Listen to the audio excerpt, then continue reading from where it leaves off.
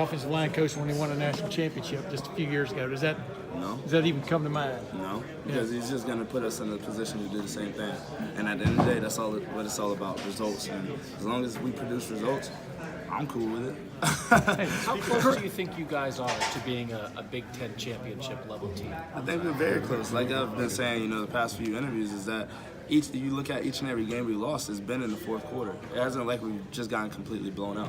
We've lost the game in the last few minutes of the game or the fourth quarter, and being able to finish and close out that gap during the fourth quarter, I think makes a difference between whether you're talking about us not beating Ohio State and Michigan State, or you talking about us winning the Big Ten and how that felt. So it's the finish. It's all about the finish. It is all about the finish, and that's something we haven't been able to do. Karan, what's the highest point of your career as a Wolverine to this point? What stands out to you as the top of the mountain to this point, and what was the low point to this point? I think the top of the mountain was achieving my first 200-yard game. It snuck up on me. I didn't even know I was that close, but that was definitely my highest point. And I think the lowest point was the Penn State game. I think that started off the whole raft, and losing that game was just like, whoa, we gotta rethink ourselves, recalibrate. Two-part question real quick. Depth running, being on the Doak Walker watch list, not a real big surprise. You've demonstrated that you are, that type of running back. What does it mean to you to be recognized like that? And then also in the Big Ten, there's 4, 5, 6 other guys that have valid cases of being considered top running backs in the country. Dobbins, L.J. Scott, Jonathan Taylor. I guess what does it mean to you, not only watch list, but then when you kind of look at everybody else in the Big Ten, the depth and quality of running back? I think it's an amazing accomplishment, and being able to be recognized on that list is definitely a blessing, and I'm so thankful for it. However, I kind of take it with a grain of salt. There's 59 other guys that are on that list. So what'll be most rewarding is winning that and bringing that home. And then once I do that, then I'll feel a lot more better. Did you watch the Amazon series? I did. What did you learn about yourself from watching it? If you understand what I'm saying, what did you see that's like you've now incorporated into your lifestyle, your game, whatever you want to call it? What were some pluses you got from it, just from an introspection standpoint? I'm pretty much what you see is what you get. So what you saw on Amazon, that's how I am each and every day. I'm a people person. I'm all about my family, and I'm very approachable, and I love just to have a good time. And so it really didn't surprise me because I was just being myself, and cameras just so happened to be around. Yeah. Were you impressed by how you handle things? If you understand what I'm saying, Yeah, disappointments? no, I definitely get what you're saying, but I don't think so. Yeah. I've never been the guy to linger on to things or let that eat away at me, because at the end of the day, every week we got a game to play. So if I'm holding on to last week, then that's not going to put me in a better position to excel the next week. It is kind of cool or weird though for people to be following you, isn't it, on a day-to-day basis? It is, but you have to be self-disciplined enough to not really pay attention to that and still do your job at a high level, because it is a job. It's not easy to transfer into a program. How quickly did Shea kind of transition to Michigan? It seems like he's already kind of been part of the team. Yeah, I think guys were very welcoming. Obviously, you had some guys who wanted to see how he was gonna, pan out as far as practice goes, and before they gave him that mutual respect. I was one of those guys, and he definitely did that, met my expectations, and he's definitely one of the guys I'm close with on the team. Did you have some tests? Were there things how you were going to measure him? No, I just wanted to see how he attacked football as football. You have some guys who are really good at football because they're just naturally that good and don't put in the work.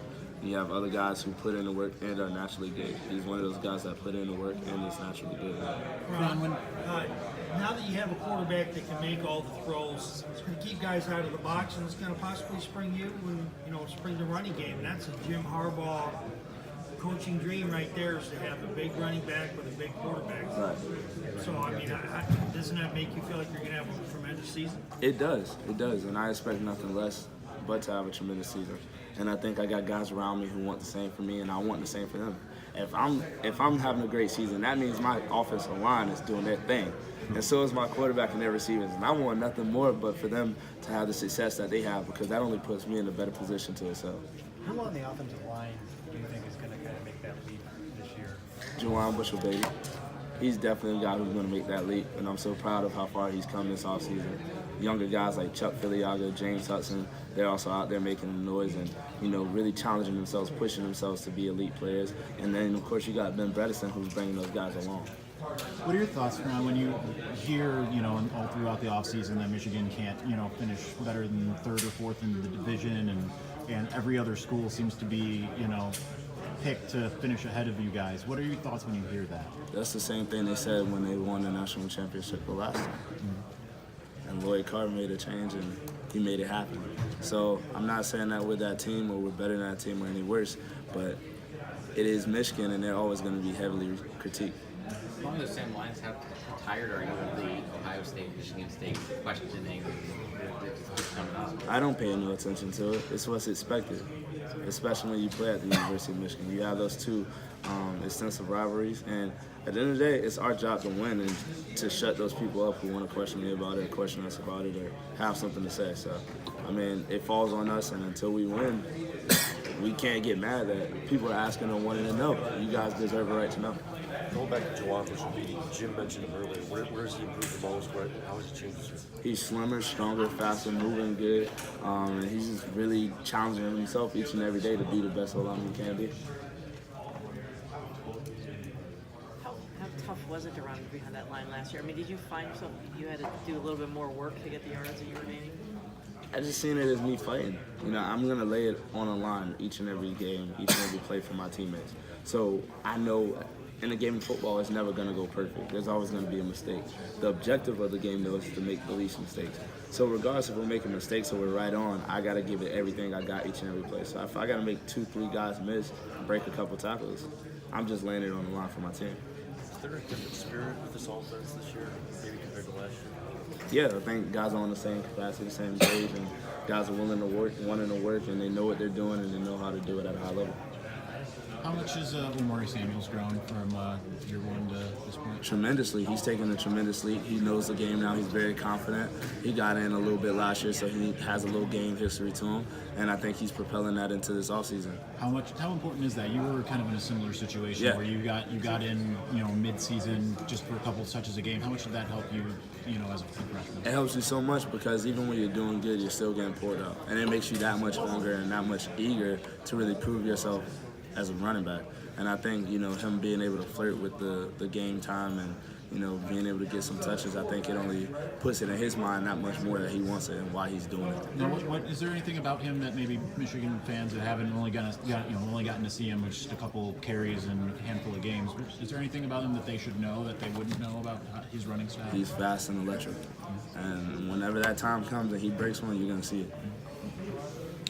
So in that last game, did you realize you were hovering like 6 yards away from 1,000? Did you know where you were at stats-wise? I didn't know where I was at. Did they keep the ball out of your hands intentionally to keep you around for I think there was a feel that if I got 1,000, I would leave. A lot of guys were rooting for me to go because they thought, it put me in a great position, and that's just a love for my teammates, But I felt like I left a lot on the field that I had more to prove, which is why I came back. And of course, they embraced me with that. And they want nothing more but to have me back. So, that's just the family aspect of things.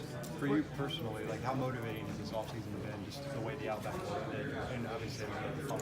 Yeah, it's been very motivating, just considering the fact of everything that transpired in that game. It seemed like everything just went wrong. From handing it off to a tight end in the backfield to fumbles to interceptions, whatever it was, it just seemed like everything just went wrong. And I think that was the turning point from where we've been as Michigan Wolverines to where we're about to go to now in 2018. Did that feel like the lowest? Definitely the lowest of moments since I've been here. I've never seen anything like it. Why? Do you have any reason why it transpired? I just think things happen for a reason. And, like I said earlier, every success story has a great struggle, and I think that was our struggle. And I think it's so ironic that last season was documented. And if we come out this year and do what we need to do, I think it's going to make it that much more inspirational. When you think about the program overall right now compared to the program you joined when you got here, how would you compare it? How would you compare the talent level of the roster, the dedication of the guys, all that stuff? How have you seen the program maybe change? I think guys are more athletic. I think guys are very talented. I think when I got here, a lot of guys just had experience as well as being talented, but wasn't as talented. I think this time around, we have a lot more athletes going into the game. And I think the clear distinction is now we're teaching those athletes how to use their talent with the knowledge of football. How long did like this